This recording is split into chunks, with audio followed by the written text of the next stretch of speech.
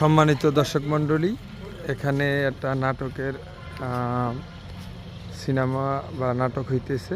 আমরা নাটকে একটা ডেড বডি এবং মেডিকেল নিয়ে একটা নাটক হবে। আমাদের গাড়ি নিয়ে আসছি কনসার্স অ্যাম্বুলেন্সের পক্ষ থেকে, আমাদের ফ্রিজিং গাড়ি নিয়ে আসছি। তো এই দেখেন নাটকের সব কিছু গুছগাছ করতেছে, কিছুক্ষণ পরে নাটক শুরু হবে। আমরা আসছি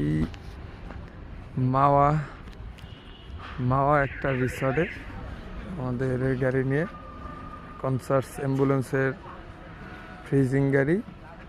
তো আমরা এখানে শুটিং হবে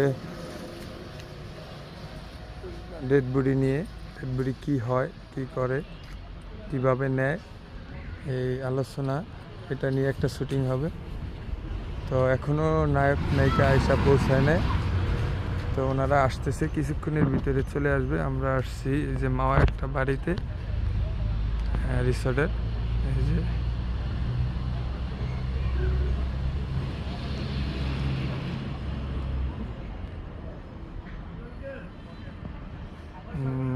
সাইড নায়িকারাও চলে আসছে, মেইন নায়ক নায়িকারা আসে না।